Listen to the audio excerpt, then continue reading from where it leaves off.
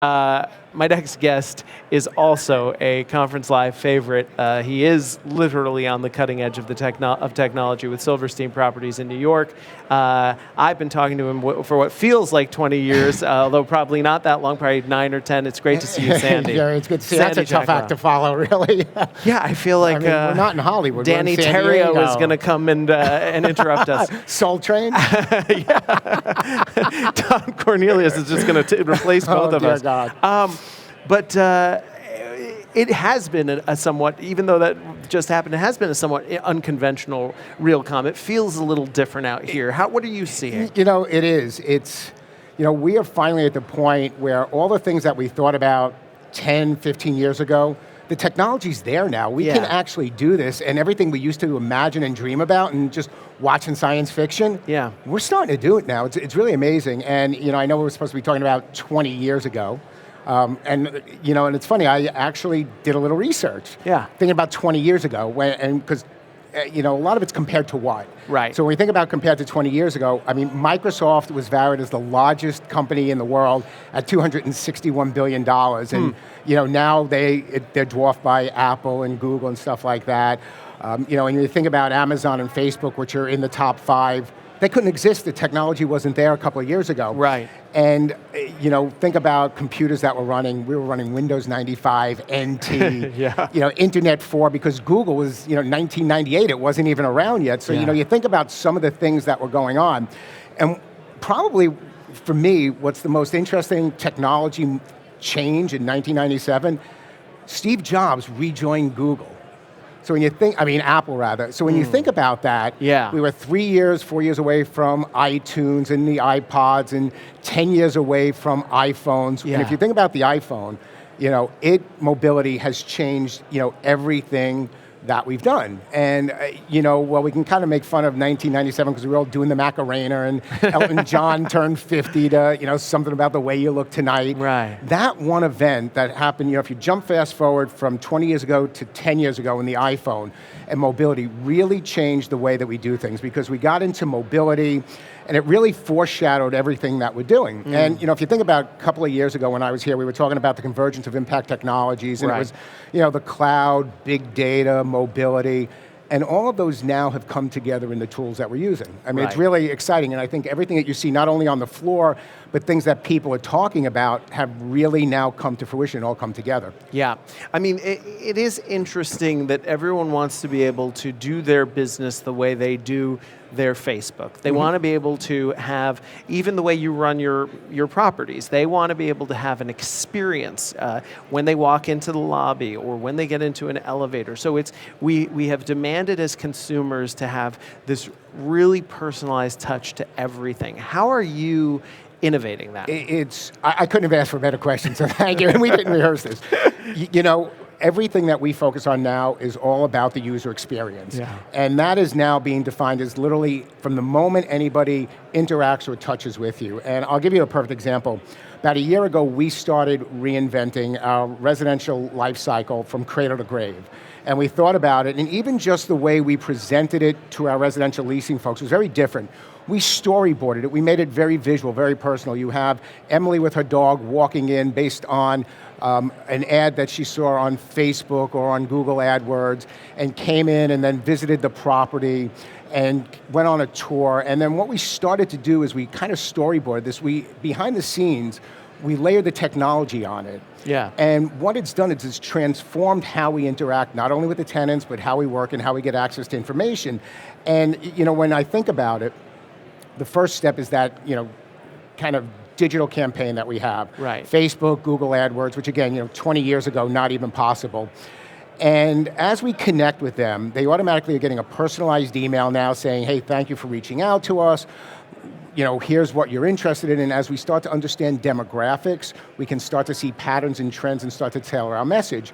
And then when they walk in, we sit there and we've interfaced with multiple products like Salesforce, MRI, OnSite. And one of the key technology changes that you also see now is everything is open and integrated. It's not closed platforms. And that integration has now given us access to a wealth of information all in one place and connect the dots so we can really start to be proactive. So when they come in, they get a guest card. They fill it out on an iPad, of course. And at the same time, the minute they hit submit, it actually goes to Salesforce and MRI simultaneously. So we've got access to what units they might want to see, what their demographics were, how they got to us, and with the information that we're collecting, we can start to see patterns and trends. And then what's interesting, after they go on the tours, they get a very automated but personalized email. Thank you for visiting, it was great seeing you, sharing a little anecdotal story with images of the floor plans that they looked for and everything else, and if they don't respond, we can follow up automatically. And then they go through and hopefully we kind of win the deal. And then when they come in, they get access to a residential app, which we released a couple of weeks ago. And you talk about the difference between 20 years ago and now. Was co-designed with my daughter and I. Really? Who's in digital design and communication, so that was one of those fun, father-daughter things. So when she was 4, she could not have done that, right? And so they get the app, which connects them, so it's about not only is it about the digital experience, but it's a sense of community. Right. So with the app, they can sign up for events, they can track the shuttle bus, they can communicate with our leasing office, with our management office. It really brings it all together, and they can actually connect with each other. So then all of a sudden, we've got all this information back in Salesforce, back in MRI, and with the tools that we have, we can actually literally see what's going on and take this full cycle. As we understand, over the last 6 months, we've been seeing an influx of 29 to 33 from the Upper East Side. We can automatically shift our digital marketing campaigns to attract. So all of a sudden, all of that data, so back to big data, one of the convergences of technology, we can now actually shift what we're doing and drive revenue, which is what it's all about at the end of the day. So it's pretty exciting stuff. Is it more satisfying to you putting people into homes where you feel like you're not just putting them into a house or into a property, but you're putting them into a community? Do you feel a little more like a magnanimous, or is it the same feeling? Oh no, it is so totally different. It is a sense of community. We have a residence relations manager at our residential properties, and there are social events. It's everything from bingo to dances to movie night. And it really is, so you can connect people, and that's where the app helps because it gets the word out. We can do notifications and say, hey, tonight is movie night, so that you are building a sense of community, you're connecting people, and we're using the technology to do it. And then, because it's all available on their phone, and everything that we've done, whether it's an iPad or an iPhone, from the guest card to the emails to accessing Salesforce, all mobility. So they get the notifications, and you can get these people closer together. Which is pretty exciting. When you go to a property and you look around, do you get a sense that people are enjoying the space more based on all of these additional enhancements? We do. It's all about amenities. And I can tell you, I just recently moved about a month ago, and amenities were a key factor in our decision. And we've done a lot of research of just, you can do different strategies digitally with Facebook to see what resonates and what's not.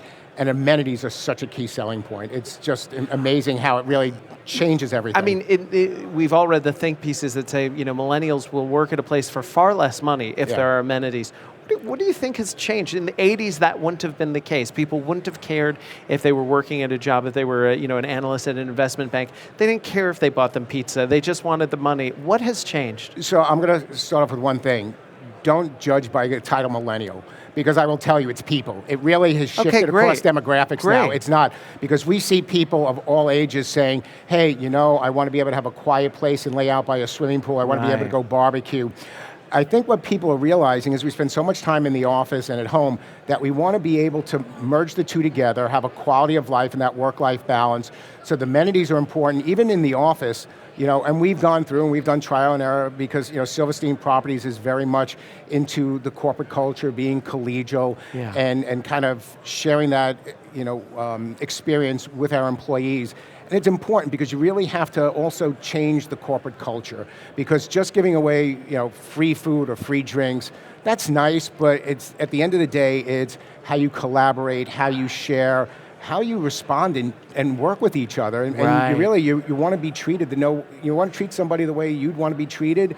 And it's just, it's a whole different world that we live in. How amazing is it that what we're talking about essentially in this short time is how it took greater amounts of data and technology to exhibit the type of caring that you might have gotten 100 years ago. Well, and we kind of laugh because digital has taken away some of the human element, but in some ways we're actually starting to come back to that and figure out where that middle ground is, which is just, you think about it from a psychological perspective, fascinating studies that we're going to see 5 and 10 and 20 years from now Right. of how all of this has shifted in the world that we live in. Right. I couldn't be nice to you until we were both holding this little black box. You know? Sandy, it is always such a pleasure. You're an amazing thinker and a mensch to have on the show. And I look forward to seeing how much more compassionate we'll have become in 2018. Jerry, a pleasure as always. I missed you. you last year. It's good to spend some time with you again. Fantastic. Thank you. Thanks so much, Sandy Jacolow, CIO of Silverstein Properties.